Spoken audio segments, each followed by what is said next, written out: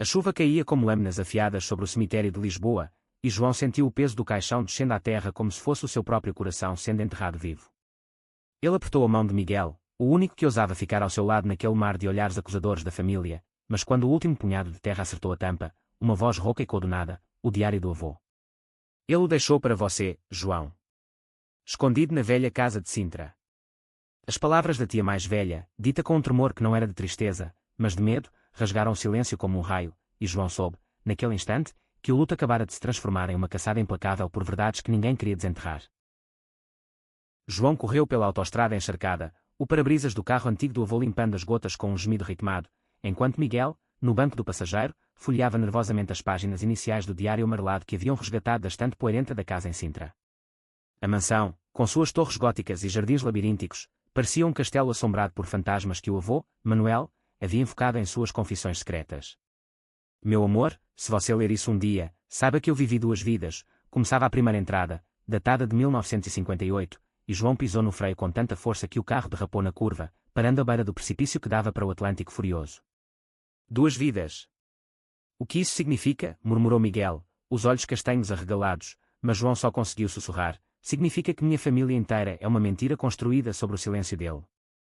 Eles entraram na casa sob o manto da noite, as luzes tremeluzindo como velas em uma missa profana, e se instalaram na biblioteca onde o avô costumava ler Camões até altas horas.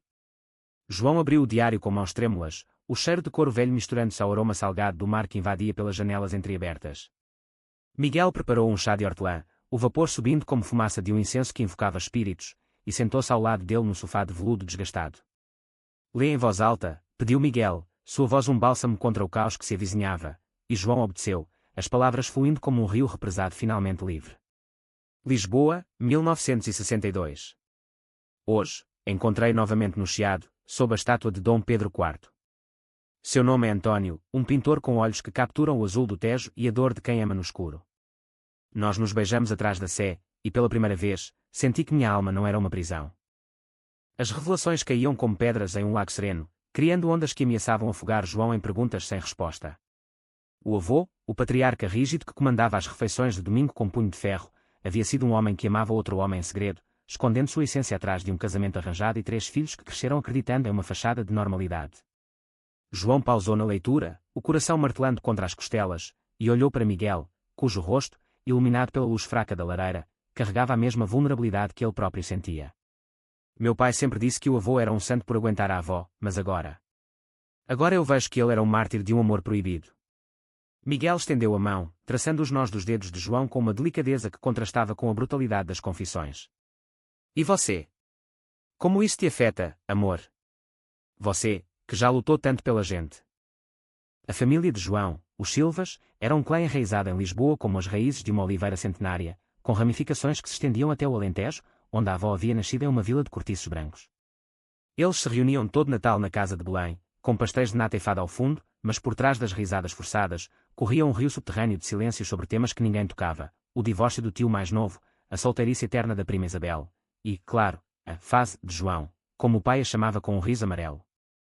Agora, com o diário em mãos, João via as rachaduras nessa fachada. A entrada seguinte, de 1970, descrevia uma briga feroz com o filho mais velho, o pai de João, que descobrira uma carta de António escondida em uma gaveta. Ele gritou que eu era uma vergonha para o nome Silva, que meu sangue contaminaria a linhagem. Mas como explicar a um menino de 20 anos que o amor não escolhe lados, que ele simplesmente invade como o mar invade a praia? João fechou o diário por um momento, o peso dele como uma âncora em seu colo, e se levantou para andar pela sala, as tábuas rangendo sob seus pés como lamentos de almas presas. Miguel o seguiu, envolvendo-o por trás em um abraço que cheirava a sândalo e segurança. Lembra da primeira vez que nos vimos, no Pride de Lisboa? Você estava dançando sob arco-íris, e eu pensei, esse homem vai me salvar ou me destruir. João riu baixinho, um som frágil que se quebrou no ar úmido. E eu pensei que você era só mais um turista charmoso de Porto. Mas olha para a gente agora, desenterrando esqueletos de um homem que eu mal conhecia. Eles voltaram ao sofá, e João continuou lendo, mergulhando mais fundo no abismo. O avô descrevia encontros clandestinos em tavernas do Bairro Alto, onde o fado servia de cortina para sussurros de paixão, e como, após a Revolução dos Cravos em 74, ele sonhara com um mundo onde pudesse andar de mãos dadas com António sem medo da polícia moral. Mas o diário não parava no romance perdido, ele tecia uma teia de segredos que ligava todos eles. Em 1985, Manuel confessava ter descoberto que sua filha mais nova, a tia Lúcia de João, havia se apaixonado por uma mulher na faculdade de Coimbra, uma historiadora chamada Sofia, que pintava murais feministas nas paredes da cidade. Eu a vi chorando no quarto, cartas amassadas na mão, e soube que o ciclo da dor se repetia. Quis dizer-lhe que eu entendia, que o amor lésbico dela era o eco do meu próprio, mas o medo me calou, como sempre. João sentiu um frio subir pela espinha. Tia Lúcia, a devota católica que rezava o terço toda a sexta e condenava as aberrações modernas, nas mesas de família, carregava o mesmo fardo que o avô. Meu Deus, Miguel, e se ela souber que eu tenho isso? Vai-me odiar por expor o pai dela. A noite avançava, o relógio de pêndulo marcando as horas como um coração acelerado, e eles leram até o amanhecer tingir o céu de Sintra com tons de rosa e ouro. O diário revelava mais. O tio Eduardo, o macho alfa da família, que viajava tanto a negócios para Angola, na verdade fugia de um casamento infeliz para encontrar amantes em bares gays de Luanda, onde o calor africano derretia as inibições portuguesas. E a prima Isabel, que todos achavam excêntrica por nunca namorar, era na verdade trans, passando por uma transição lenta e solitária em clínicas escondidas de Lisboa, guiada por diários paralelos que o avô mencionava ter lido em segredo. Eles todos sofreram pelo meu silêncio, escrevia Manuel em sua última entrada, de 2010, e agora, João, meu neto que eu vejo dançando com o vento nos Alfama, você é a chave. Revele-nos, quebra o ciclo, antes que o segredo nos mate a todos. João largou o diário no chão, as páginas se abrindo como asas de uma ave ferida, e enterrou o rosto nas mãos de Miguel. Lágrimas quentes escorriam, misturando-se ao suor da exaustão emocional. Eu não posso fazer isso sozinho. A família vai me destruir se eu falar. Miguel o beijou na testa, um gesto terno que carregava o peso de promessas não ditas. Você não está sozinho. Eu estou aqui, e talvez a tia Lúcia, o tio, a Isabel. Eles precisem disso tanto quanto você. Mas enquanto o sol nascia sobre as colinas de Sintra, João sentia o primeiro conflito se agitar, uma ligação do pai, voz grave do outro lado da linha, exigindo que ele voltasse para Lisboa imediatamente para resolver assuntos de herança. O jogo havia começado, e o diário, agora uma bomba relógio em suas mãos, prometia explodir tudo o que ele conhecia. A viagem de volta a Lisboa foi um borrão de curvas sinuosas e silêncios carregados, o carro cortando a neblina matinal como uma lâmina através de véus de ilusão. João dirigia com os olhos fixos na estrada, mas sua mente vagava pelas entradas do diário, revivendo os amores proibidos do avô como se fossem seus próprios. Miguel, ao lado, tamborilava os dedos no joelho, um hábito nervoso que surgia sempre que o mundo deles ameaçava desabar. E se a gente queimasse isso tudo? Fingisse que nunca encontrou, sugeriu ele, a voz baixa como um segredo compartilhado em confissão. João balançou a cabeça, veemente. Não. O avô escreveu para ser lido. Ele morreu sozinho porque guardou tudo, e eu não vou repetir isso. Mas como diabos eu começo? Com o pai. Ele me deserdaria na hora. Chegando à cidade, o trânsito caótico de Lisboa os engoliu, buzinas e quando como protestos contra o destino. Eles pararam em uma pastelaria no Rocio, o aroma de canela e massa folhada oferecendo um breve refúgio. Sentados à mesa de ferro forjado, João abriu o diário novamente, desta vez focando em entradas sobre o pai. 1980, meu filho João, o pai do meu neto, casou-se com Maria, uma moça de boa família do Estoril. Ele a ama, eu sei, mas há uma frieza nele, uma herança do meu próprio casamento falso. Eu vejo nos olhos dele o mesmo medo que me consome, o medo de ser como eu. João engoliu em seco, o pastel queimando a língua. Seu pai, o engenheiro bem-sucedido que construíra pontes sobre o Tejo, era na verdade uma ponte frágil sobre um abismo de negação. Ele sabe, Miguel. No fundo, ele sabe sobre o avô e finge que não. Enquanto comiam, uma mensagem chegou ao telefone de João, da prima Isabel. Volta logo, João. O testamento é lido amanhã, e o tio Eduardo está agindo estranho. Diz que tem provas contra você. O coração de João acelerou, provas. Contra ele, o neto gay que ousava trazer Miguel para os eventos familiares, desafiando as tradições com beijos discretos nas varandas. Eles aceleraram para o apartamento em Alfama, um ninho aconchegante com vista para o castelo de São Jorge, onde as paredes de azulejos azuis sussurravam histórias de marinheiros e amantes perdidos. Lá, sozinhos pela primeira vez desde o funeral, Miguel puxou João para um abraço que se prolongou em um beijo lento, cheio de urgência contida. Seja o que for que venha, nós enfrentamos juntos. Lembra do nosso voto no mirador da Senhora do Monte. Contra o mundo, se preciso. Mas o mundo invadiu na forma de uma batida na porta. Era a tia Lúcia, os olhos inchados de choro recente, carregando uma caixa de madeira entalhada, relíquias do avô. Eu vi você saindo de Sintra com aquilo nas mãos, disse ela, a voz trêmula, apontando para o diário que João tentava esconder. Ele me disse, anos atrás, que se algo acontecesse, você seria o guardião. Mas João. Por favor, não leia tudo. Há coisas que vão destruir esta família. Eles a convidaram para entrar, o chá servido em xícaras de porcelana rachada, e Lúcia sentou-se, as mãos entrelaçadas como em oração. Miguel, sempre o mediador, perguntou suavemente, o que o avô te contou, tia? Sobre. Ele mesmo. Ela hesitou, os lábios tremendo, e então, como se uma represa se rompesse, as palavras jorraram. Ele me salvou, sabe? Quando eu amava Sofia, na juventude, ele me deu dinheiro para fugir para a Espanha. Mas eu voltei, por medo, e casei com o teu tio. Odiava-me por isso, e agora? Agora eu me odeio. A confissão pairou no ar como fumaça de incenso, e João sentiu uma ponte se formando entre eles, não de sangue, mas de dor compartilhada. Ele mostrou uma página do diário, a entrada sobre Sofia, e Lúcia tocou o papel como se fosse sagrado. Ele sabia de tudo. E agora, com o testamento, o tio Eduardo quer contestar, dizendo que você, João, influenciou o avô com tuas maneiras. A raiva subiu no peito de João como uma maré alta. Minhas maneiras? Ele quer me culpar por ser quem sou. Pois bem, vou mostrar a ele o que é influência de verdade. Naquela noite, enquanto Lúcia dormia no sofá, João e Miguel planejaram o contra-ataque, uma reunião familiar forçada, onde o diário seria a arma. Mas ao amanhecer, outro golpe, uma carta anônima deslizada sob a porta, com uma foto antiga de António e Manuel, e as palavras rabiscadas, guarda o silêncio, ou perca tudo. O dia da leitura do testamento amanheceu claro, o sol de dezembro banhando a Praça do Comércio em uma luz que parecia zombar da escuridão interna da família. O escritório do advogado ficava no Chiado, em um prédio barroco com escadarias de mármore que ecoavam os passos nervosos dos Silvas reunidos. O pai de João chegou primeiro, terno impecável, mas olhos evasivos, o tio Eduardo, bronzeado de suas viagens, fumava um cigarro no canto, lançando olhares venenosos. A prima Isabel, elegante em um vestido florido que escondia suas cicatrizes emocionais, sentou-se quieta, os dedos traçando padrões invisíveis na bolsa. Tia Lúcia, ao lado de João, apertava sua mão como uma âncora, e Miguel, como amigo da família, ocupava o assento ao fundo, uma presença silenciosa mas inabalável. O advogado, um homem idoso com óculos de armação dourada, pigarreou e começou a ler, a voz monótona cortando o ar tenso. Ao meu neto João Silva, deixo a casa de Sintra, o diário pessoal e a responsabilidade de preservar as memórias verdadeiras desta família. Um murmúrio de protesto surgiu, liderado pelo tio Eduardo, que se levantou batendo na mesa. Isso é absurdo. O rapaz mal visitava o velho, e agora herda tudo. Eu tenho provas de que ele manipulou o testamento com suas influências modernas.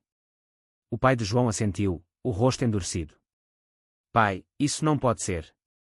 João é instável. As palavras cortaram João como navalhas, mas ele se ergueu, o diário na mão, sentindo o apoio invisível de Miguel do outro lado da sala.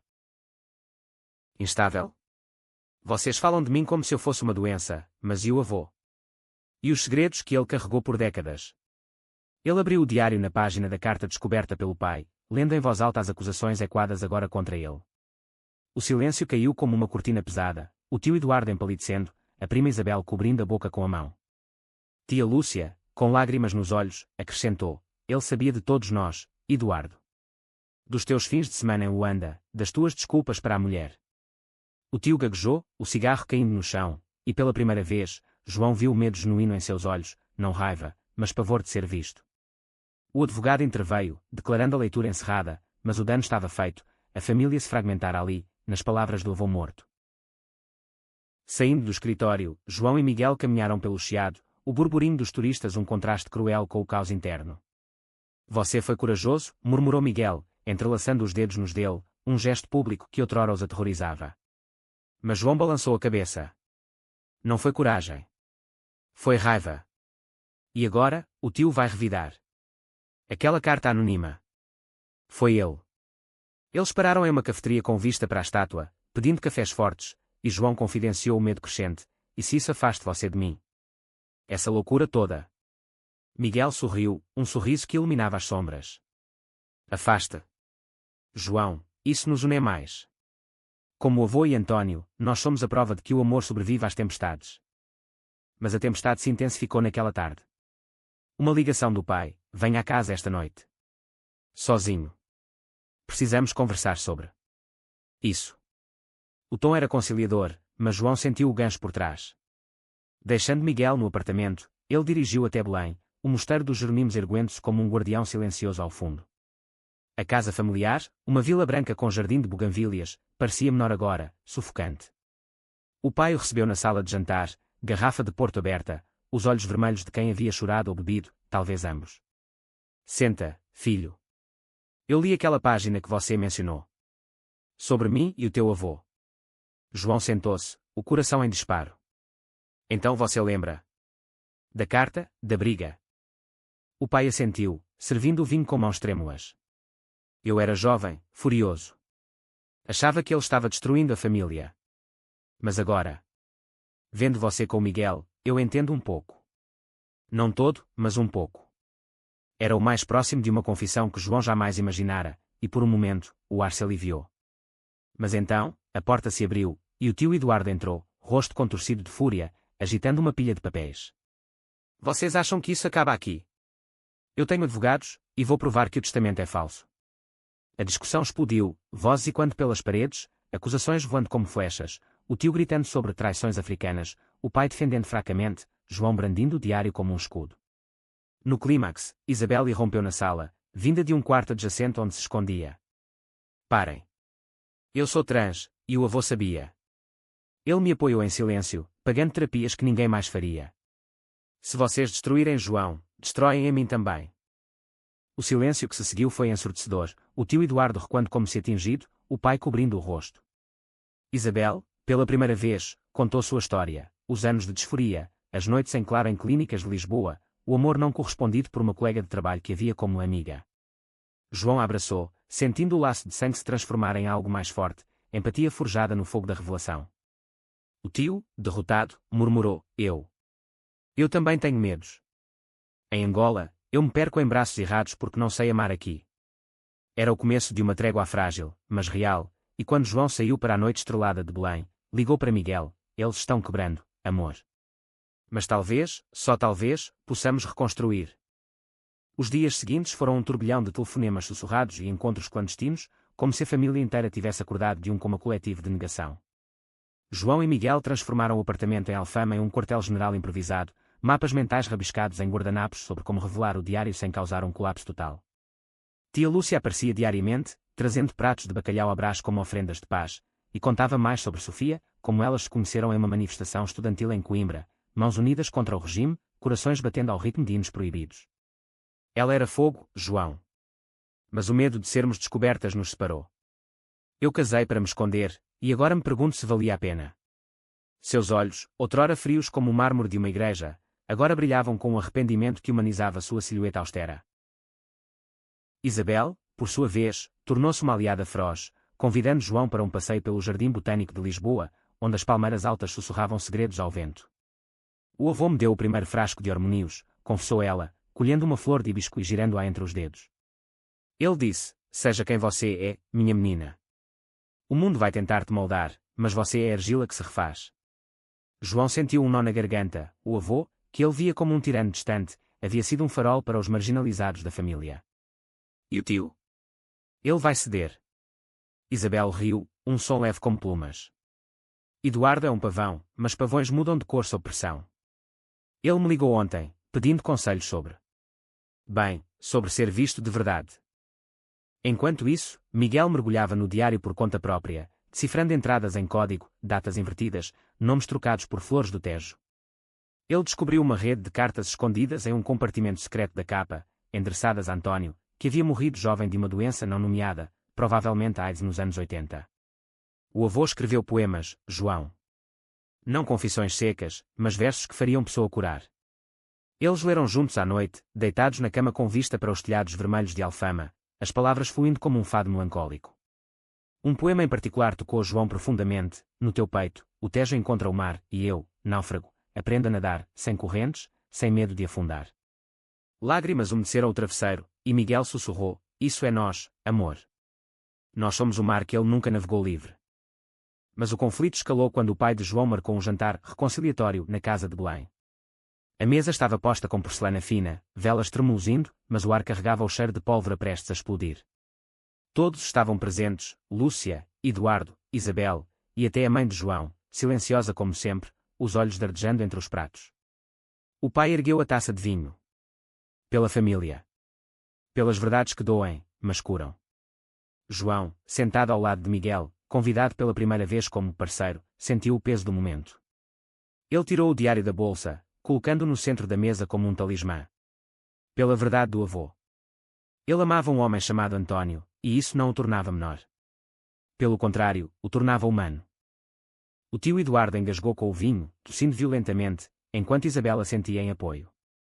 Lúcia, com voz firme, acrescentou, e ele amava a mim o suficiente para me deixar ser eu mesma, mesmo que eu falhasse nisso. A mãe de João, até então muda, falou pela primeira vez. Eu sempre soube algo sobre o teu pai, João. Ele me contou, anos atrás, sobre a briga com o sogro. Dizia que era raiva de um amor não entendido. O pai baixou a cabeça, admitindo, eu neguei porque doía demais. Ver meu pai assim me fazia questionar tudo. Incluindo você, filho. Desculpa. Era uma rendição, frágil mas sincera, e por um instante, a sala se encheu de um silêncio compassivo, quebrado apenas pelo tilintar de talheres. No entanto, o tio Eduardo não se renderia facilmente. Após o jantar, ele puxou João para o jardim, sob as buganvílias que caíam como cachoeiras roxas. Você acha que isso te torna herói? Expondo tudo. Eu tenho uma vida em Angola, uma fachada que sustenta tudo aqui. Se isso vazar, perco tudo. Sua voz era um rosnado baixo, mas nos olhos, João viu o pânico de um homem preso em sua própria armadilha. Então pare de fugir, tio. Volte para casa e seja honesto. Com a tua mulher, com a gente. Eduardo riu amargamente. Fácil falar. Você tem o Miguel, um porto seguro. Eu tenho só noites vazias. João estendeu a mão. Então nos deste ajudar. Como o avô faria. Relutante, o tio apertou a mão, um pacto selado na escuridão perfumada do jardim. De volta ao apartamento, Miguel preparou um banho quente, bolhas de espuma subindo como sonhos realizados. Você plantou sementes hoje, João. Elas vão crescer, mesmo que demore. Eles se deitaram na banheira, corpos entrelaçados, a água morna lavando as tensões do dia. Mas o telefone tocou, uma mensagem de um número desconhecido. O diário é só o começo. Há mais em Sintra. Venha sozinho, meia-noite. O coração de João gelou, uma armadilha. Ou outra camada de segredos. Contra os protestos de Miguel, ele decidiu ir, levando apenas uma lanterna e o corajoso pulsar de seu coração. A casa de Sintra à meia-noite era um labirinto de sombras, o vento uivando através das torres como lamentos diamantes separados. João seguiu um caminho iluminado por vagalumes, ou seriam lanternas escondidas. Até o pavilhão nos jardins, onde encontrou uma figura encapuzada esperando. Quem é você? Exigiu, a voz firme apesar do tremor. A figura baixou o capuz. Era Sofia, a antiga amante da tia Lúcia, envelhecida mas com olhos que ainda ardiam como brasas. Eu era amiga do teu avô. Ele me confiou cartas que Lúcia nunca viu. Sobre como ela a abandonou por medo, mas ele sempre esperou que se reunissem. Sofia entregou o maço amarrado com fita vermelha, e João sentiu o peso de um amor não resolvido. Diga a ela que o tempo não apaga o fogo. Só o enterra. A revelação abalou João durante o caminho de volta, o amanhecer pintando o céu de Sintra com listras de laranja. Ele acordou Lúcia com um café e as cartas, assistindo enquanto ela as lia, as mãos tremendo, lágrimas caindo como chuva sobre o papel frágil. Ela ainda vive. Em Espanha. Sofia havia deixado um endereço em Madrid. Vai atrás dela, tia. Pelo avô, por você. Lúcia assentiu, um sorriso tímido rompendo a máscara de resignação. E você? Com Miguel, vocês são o futuro que ele sonhou. Mas enquanto ela partia para o trem, João recebeu outra notícia. O tio Eduardo havia cancelado uma viagem, optando por uma terapia em Lisboa. Pequenas vitórias, mas o clímax se aproximava, uma reunião familiar completa, onde todos compartilhariam suas verdades. A reunião aconteceu no mirador da Senhora do Monte, sob um céu de nuvens fofas que prometiam chuva mas entregavam sol. A família se reuniu em círculo, o Tejo serpenteando abaixo como um testemunho vivo. João iniciou, lendo o poema do avô, sua voz ecoando nas colinas. Um a um, eles falaram, o pai sobre sua negação, Isabel sobre sua transição, Eduardo sobre suas noites solitárias, Lúcia sobre o adeus a Sofia. Miguel, ao lado de João, acrescentou, o amor não é segredo. É ponte. Quando o sol se pôs, abraços substituíram acusações, e João sentiu, pela primeira vez, que a família não era uma prisão, mas um porto. Com as confissões ainda e quando como o ressonar distante do fado, João e Miguel decidiram honrar o avô com uma viagem pelo Portugal que ele amara em silêncio, de Lisboa ao Algarve, traçando rotas de memórias enterradas. O carro, um Fiat Vintage alugado, devorava a estrada A2, vinhedos do Alentejo desfocando pela janela como pinceladas impressionistas. O diário menciona Évora, disse Miguel, consultando as anotações que fizera. Lá, o avô e António passaram uma noite em uma capela abandonada, jurando amor eterno sob as estrelas. João sorriu, a mão no câmbio tocando a de Miguel. Então vamos recriar isso. Sem capelas, mas com vinho e promessas nossas. Em Évora, a cidade branca com templos romanos sussurrando antigas heresias, eles alugaram um quarto em uma pousada de pedra, paredes cobertas de era que pareciam veias vivas. À noite, caminharam até o templo de Diana, a lua cheia banhando as colunas em prata líquida. Miguel leu um trecho do diário. Aqui, sob os deuses pagãos, eu me senti livre pela primeira vez. João puxou para perto, seus lábios se encontrando em um beijo que carregava o sal do mar ausente e o doce do vinho tinto. Nós somos livres agora, amor. Graças a ele. Mas o idílio foi interrompido por uma ligação de Isabel. João, o pai está mal. Ele encontrou uma carta antiga do avô para ti, e ele quer falar contigo sobre o passado dele próprio. A viagem virou de cabeça para baixo, acelerando de volta a Lisboa sob uma chuva torrencial que transformava a autoestrada em um rio de asfalto. Chegando à casa de Belém, encontraram o pai na biblioteca, uma garrafa de aguardente pela metade, olhos vidrados em uma foto amarelada de si mesmo jovem com o avô. Senta, filho. Eu não contei tudo na reunião. Sua voz era rouca, como cascalho sob rodas. Miguel, discreto, retirou-se para a cozinha, deixando pai e filho a sós. O pai entregou a carta. Para meu filho João, se você ler isso, saiba que eu te perdoei há muito. O amor que eu neguei no teu avô é o mesmo que vejo em ti e no Miguel. Não cometa meu erro. Lágrimas escorreram pelo rosto enrugado. Eu tive um caso, anos atrás. Com um colega de trabalho. Terminou em desastre, e eu enterrei tudo. Por vergonha. João sentiu o chão se mover sob ele, o pai, o pilar de retidão, havia vivido a mesma dualidade. Porque agora, pai? Porque me contar? O pai olhou para a janela, onde a chuva dançava no vidro. Porque o diário me obrigou a ver que o silêncio mata devagar. E eu quero te ver feliz, filho. Com ele. Era uma ponte estendida sobre o abismo, e João a cruzou com o abraço apertado, o cheiro de tabaco e arrependimento preenchendo o espaço entre eles. Miguel voltou com chá, e os três conversaram até a madrugada, o pai compartilhando histórias de juventude, festas no bairro alto onde o fado misturava-se a risos proibidos, amores fugazes que moldaram sua rigidez. Enquanto isso, notícias de tia Lúcia chegavam como raios de sol. Ela havia reencontrado Sofia em Madrid, em um café com vista para o Retiro. Ela me perdoou, escreveu em uma mensagem, anexando uma foto delas de mãos dadas, cabelos grisalhos dançando ao vento. Obrigada, João. Você nos deu coragem. Inspirado, João organizou um piquenique familiar no Parque Eduardo VII, colinas verdes rolando até o aqueduto das águas livres.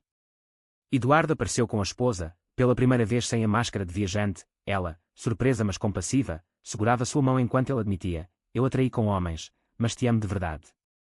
Vamos terapia juntos. Isabel trouxe um bolo caseiro, símbolo de sua nova vida. Ela havia começado a usar o nome Helena em círculos próximos, um passo tímido mas revolucionário. O piquenique fluiu com risadas forçadas no início, evoluindo para conversas profundas sob o sol de meio-dia. Crianças distantes, sobrinhos de Isabel, corriam pela grama, inocentes do peso que os adultos carregavam. Miguel, sempre o coração da festa, tocou violão, uma melodia suave de Madre Deus que evocava o Tejo e seus mistérios. João sentiu, ali, o primeiro vislumbre de cura, não uma ferida fechada, mas uma cicatriz honrada. Mas o destino, caprichoso como o fado, reservava um giro. Durante o evento, um repórter local, atraído pelos rumores de herança contestada, apareceu, câmara em punho. Ouvi sobre o diário. É verdade que revela segredos gays na família Silva. O pânico se instalou, Eduardo praguejou, o pai congelou, mas João, com Miguel ao lado, enfrentou o homem. Não é segredo. É história. E se quer saber, sim, nosso avô amava livremente. Como todos deveríamos. O repórter recuou, mas o incidente plantou sementes de dúvida. Naquela noite, de volta ao apartamento, João e Miguel discutiram o risco de exposição pública. E se isso nos isole mais? As fofocas em Lisboa se espalham como incêndios no verão. Miguel o acalmou com um beijo, profundo e encurador. Ou nos liberta. Pense no avô, ele viveu no escuro. Nós podemos acender a luz. Decididos, eles contactaram uma associação LGBTQ+ em Lisboa, oferecendo o diário para um arquivo histórico, anonimamente. Mas antes, uma surpresa, uma carta de António, o amante do avô, encontrada em um envelope selado dentro do diário. Meu Manuel, se João ler isso, diga a ele que o amor é uma tapeçaria tecida com fios de dor e alegria. Não temam os nós. A carta impulsionou João a confrontar seus próprios medos internos, a dúvida persistente de que seu amor por Miguel era suficiente em um mundo ainda marcado por olhares enviesados. Eles escaparam para um fim de semana em Óbidos, a vila medieval com muralhas que pareciam abraçar segredos. Lá, em uma livraria encostada nas pedras, Miguel propôs: casemo-nos aqui, no festival literário. Com a família, se quiserem. João hesitou, o peso das tradições colidindo com o desejo. E se eles recusarem? Após tudo? Mas Miguel sorriu. Então é só nós. O amor não precisa de plateia. De volta, o convite foi enviado, um evento íntimo na casa de Sintra, com o Tejo ao fundo. A família respondeu com uma mistura de entusiasmo e hesitação, Lúcia sim, com Sofia ao lado, Isabel entusiástica, prometendo um vestido customizado, o pai relutante mas presente, Eduardo, surpreendentemente, oferecendo-se para bancar o banquete. O dia se aproximou como uma onda crescente, cheio de preparativos, flores de laranjeira de Sintra, fado suave de Marisa na playlist. Mas na véspera, um conflito surgiu, o ex-namorado de Miguel, um designer de Porto chamado Rui, apareceu sem aviso, cartas na mão. Você me deixou por isso. Por uma família disfuncional. A cena no café do Chiado foi tensa, João assistindo de longe enquanto Miguel confrontava o passado.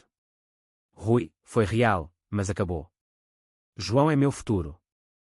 O casamento amanheceu perfeito, sol filtrando pelas janelas góticas de Sintra, o jardim transformado em um altar de luz e pétalas. A família se reuniu, rostos molhados de emoção genuína. Lúcia leu um salmo adaptado, Isabel cantou uma área de amor perdido encontrado, o pai deu João em casamento com um aperto de mão firme. Eduardo, redimido, brindou, pelo amor que quebra correntes. Miguel e João trocaram votos sob o carvalho centenário onde o avô havia esculpido iniciais com António. Eu te escolho, em segredos e luzes, disse João, e Miguel respondeu, e eu te encoro, contra tempestades. O beijo selou não só seu laço, mas o da família, um ciclo quebrado. Meses após o casamento, a vida em Lisboa assumiu um ritmo novo, como o Tejo após a cheia, calmo na superfície, mas profundo nas correntes. João e Miguel reformaram a casa de Sintra, transformando a biblioteca em um espaço comunitário para workshops LGBTQ+, paredes e quando com vozes que outrora seriam silenciadas. Tia Lúcia e Sofia se mudaram para uma casinha em Cascais, mãos entrelaçadas em passeios pela Praia da Conceição, revivendo um amor adormecido. É como se o tempo nos devolvesse os anos roubados, confidenciou Lúcia em uma visita, os olhos brilhando com uma juventude reconquistada. Isabel, agora Helena em todos os círculos, abriu uma galeria de arte trans em Lisboa, exposições que celebravam identidades fluídas como o Douro em cheia.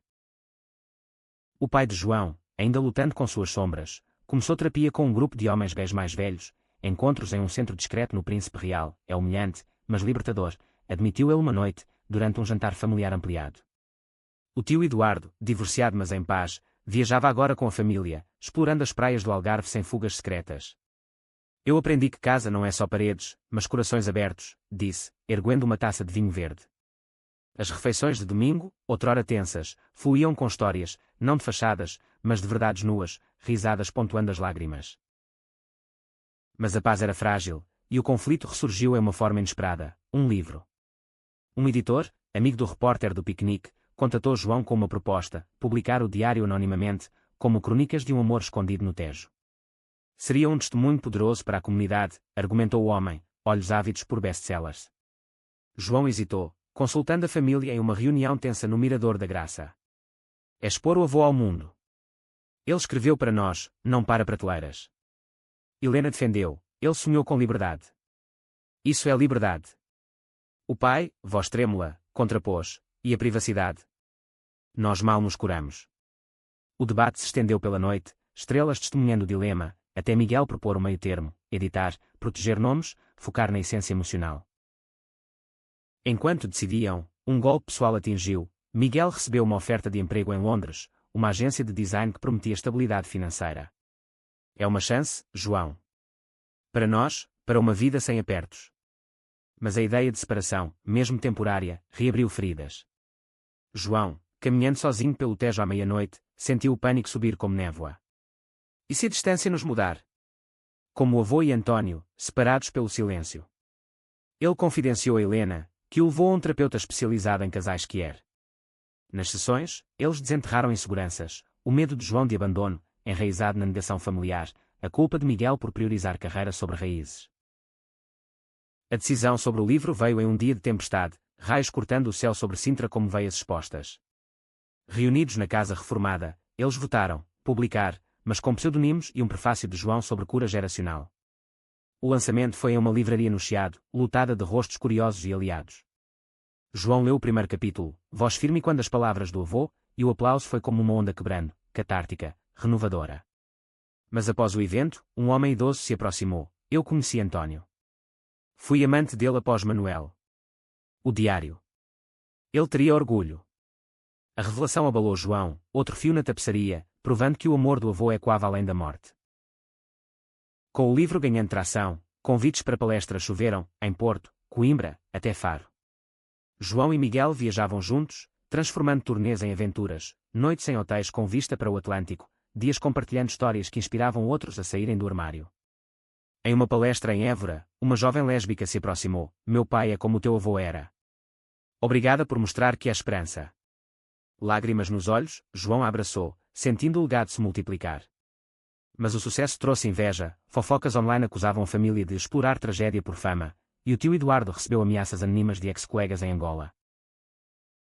O clímax veio em uma conferência nacional LGBTQ+, em Lisboa, o pavilhão do Parque das Nações pulsando com bandeiras arco-íris. João estava no palco, prestes a falar, quando um protesto irrompeu, um grupo conservador, liderado por um político local, brandindo cartazes contra propaganda degenerada. Vocês destroem a família portuguesa, gritavam. O pai de João, na plateia, se ergueu inesperadamente, microfone em punho. Eu sou a família portuguesa. E meu filho me salvou dela.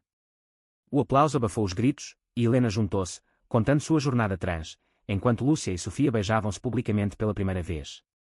Miguel puxou João para o centro, e juntos, eles enfrentaram a multidão. O amor não destrói. Ele constrói pontes sobre abismos. A vitória foi doce, mas o Afterglow revelou rachaduras. Miguel aceitou o emprego em Londres, mas apenas por um ano, com visitas mensais. É uma ponte, não um adeus, prometeu ele no aeroporto, beijo salgado de lágrimas. João, sozinho em Alfama, mergulhou no diário novamente, encontrando consolo nas palavras do avô. A separação forja o retorno mais forte. Ele começou um blog, Segredos do Tejo, compartilhando reflexões semanais, atraindo uma comunidade online de almas feridas. Helena colaborava com ilustrações, Lúcia com poemas sobre amores tardios. Quando Miguel retornou para Natal, a neve rara em Lisboa cobrindo os telhados como açúcar, eles renovaram votos em uma capela pequena em Belém, família completa ao redor. O pai, agora abertamente bissexual em círculos íntimos, caminhou com João até o altar. Você me ensinou a viver, filho. O ano novo trouxe notícias, o livro virara filme, com um diretor queer de Porto no Leme. Mas o maior presente foi interno. João, olhando para Miguel dormindo, soube que haviam superado não só o passado, mas o medo dele. O ano em Londres testou os limites do amor como uma corda esticada sobre o abismo, mas João e Miguel a atravessaram com chamadas diárias ao amanhecer, vídeos de passeios pelo Tejo enviados como âncoras. João, imerso no blog, via sua audiência crescer, mensagens de jovens em vilas remotas do interior, contando histórias de coming outs forçados pelo diário publicado. Você nos deu voz, escrevia um rapaz de Beja. Helena expandiu a galeria, exposições itinerantes pelo país, pintando retratos de casais que eram inspirados no avô. Lúcia e Sofia adotaram uma cadelinha, batizada de Esperança, passeando pelas praias de Cascais como se o tempo fosse um aliado, não um ladrão. O pai de João floresceu na terapia, convidando o filho para um retiro em Monção, termas quentes borbulhando como confissões. Eu namoro um homem agora, revelou ele, rosto corado pelo vapor. É estranho, mas certo. Como vinho envelhecido. João riu, abraçando nas águas minerais, sentindo o laço paternal se refugiar. Eduardo, divorciado mas renascido, fundou uma ONG para expatriados que era em África, viagens agora missões de empoderamento. Angola me quebrou, agora, eu a reconstruo, disse em uma carta, anexando fotos de workshops em Luanda. Mas o conflito borbulhava sob a superfície, o filme do diário atraía olhares curiosos, e um roteirista insistia em dramatizar elementos picantes, beijos roubados, brigas violentas. Para o drama, argumentava. João, consultando a família via Zoom, recusou, não é Hollywood. É vida real, com silêncios que doem mais que gritos. A briga com o estúdio escalou, ameaças de processo pairando, até que Helena sugeriu, façamos nosso próprio curta. Amador, autêntico. Eles filmaram em Sintra, atores locais, vizinhos quer da comunidade, recriando cenas do diário com ternura crua. O curta viralizou no Festival de Cinema de Quier de Lisboa, ganhando prémios e provando que a verdade supera a ficção. Enquanto isso, Miguel prosperava em Londres, mas a saudade o corroía. A Thames é cinza sem o teu azul, escrevia em e-mails poéticos. Eles se encontravam em Paris para um fim de semana, .des arte coberto de cadeados como símbolos de laços eternos. Mas uma carta de um advogado mudou tudo. Descendentes de António, na Galiza, reivindicavam partes do diário como herança cultural. É roubo, exclamou João em uma ligação furiosa. A família se uniu novamente, voando para Vigo em uma viagem tensa, o mar Cantábrico agitado como humores. Lá, encontraram não inimigos, mas parentes feridos, um sobrinho neto de António, olhos idênticos aos descritos no diário. Meu tio-avô morreu sozinho, achando que Manuel o esquecera. As negociações viraram reconciliação, compartilhar o arquivo digitalmente, uma placa conjunta em Lisboa. De volta, o reencontro de João e Miguel foi fogo, aeroporto de Lisboa, abraços que ignoravam olhares, táxi direto para Alfama onde fizeram humor lento, reconectando almas. Mas o maior teste veio com a saúde. O pai de João foi diagnosticado com um tumor benigno, cirurgia marcada. Não é nada, minimizou ele, mas o medo era palpável. A família acampou no Hospital de Santa Maria, noites em claro com cafés ruins e histórias para distrair. Helena pintou o mural no quarto, cenas de amor resiliente, Lúcia rezava rosários seculares, misturando fé e aceitação. Miguel, voando de volta, segurou a mão de João durante a operação, o bip do monitor como um metronome de esperança. O pai acordou sorrindo, eu vi o avô no sonho. Ele disse, continue amando. Recuperado, o pai organizou uma viagem familiar ao Alentejo, adegas de Évora onde o vinho contava histórias de gerações. Ali, sob estrelas vastas, eles queimaram cópias simbólicas de fachadas, fotos antigas, cartas de negação, em uma fogueira controlada. Pelo renascimento, brindou Eduardo, e cinzas voaram como fênix. João sentiu o ciclo se fechar, mas um novo arco se abrir, gravidez por barriga de aluguel, discutida em sussurros com Miguel. Uma família nossa, com raízes no Tejo. Medos surgiram, rejeição societal, mas a família os aplaudiu, sejam pais como o avô foi para nós, presentes. O nascimento veio em uma manhã de primavera, Lisboa florescendo em jacarandás roxos. O menino, batizado Manuel, chorou forte nos braços de João, Miguel ao lado com olhos marejados. A família invadiu o quarto do hospital, Lúcia ninando o bebê como uma avó renascida, Helena fotografando momentos para o blog. O pai, agora avô orgulhoso, sussurrou, ele tem os olhos do teu avô. Nos meses seguintes, a vida pulsou com noites sem dormir e risos diurnos, Manuel crescendo em um berço de amor incondicional. Mas o conflito final se aproximou, uma lei conservadora proposta no Parlamento, ameaçando direitos que era. João, impulsionado pelo legado, liderou uma petição, marchas no Rossio e quando com vozes unidas. O clímax foi no Parlamento, João testemunhando, meu avô escondeu amor por medo de leis como essa. Não deixem que a história se repita. A família lutou as galerias, pai, Helena, Lúcia, Eduardo, Sofia, o mural vivo de superação. A lei caiu, e nas ruas, celebrações com bandeiras e fado. De volta à casa, com Manuel dormindo, João e Miguel brindaram no balcão, nós fizemos isso. Pelo avô, por nós. Anos se passaram como páginas viradas em um diário novo, Manuel crescendo com histórias do bisavô contadas à beira da cama, o Tejo sussurrando lições de resiliência. João e Miguel equilibravam paternidade com ativismo, o blog evoluindo para um podcast, Vozes do Tejo, episódios gravados em Alfama com convidados como Helena, agora mentora de artistas trans, e Lúcia, autora de memórias sobre amores lésbicos tardios. Sofia ilustrava as capas, traços delicados capturando a essência de corações entrelaçados. O pai de João, aposentado, voluntariava em centros para idosos compartilhando sabedoria de uma vida redimida. Eu era o vilão da minha própria história, ria ele, mas os heróis me salvaram. Eduardo expandiu sua ONG, pontes entre Portugal e África tecidas com workshops e bolsas para jovens LGBTQ+. O continente que me escondeu agora me vê, contava em palestras, esposa nova, um amor construído em honestidade, ao lado. A família se reunia anualmente em Sintra, o jardim agora um santuário com uma placa para Manuel e António, amor eterno, sem correntes. Manuel, aos 5, perguntava, por que o bisavô escreveu escondido. João respondia, porque o mundo era escuro, mas ele acendeu uma luz para nós. Conflitos menores surgiam, brigas de casais, dúvidas parentais, mas resolvidos com terapia e fado noturno, canções de saudade transformadas em hinos de presença. Um dia, escavando o jardim para uma extensão, encontraram uma caixa enterrada, cartas inéditas do avô, para um filho não nascido, sonhando com um neto que amaria sem medo. João chorou lendo-as para Miguel, Manuel dormindo entre eles. Ele nos previu. O legado culminou em um documentário nacional, Diário do Tejo, premiado em Cannes, narrado por João. Na estreia em Lisboa, o Rossio lotado aplaudiu, arco-íris pintando o céu ao pôr do sol. A família, completa, subiu ao palco, pelo amor que vence silêncios. Naquela noite, em casa, com Manuel contando estrelas da varanda, João sussurrou para Miguel, nós somos o final feliz que ele merecia. E assim, no pulsar eterno de Lisboa, o ciclo de segredos se tornou um rio de verdades, fluindo livre para o mar.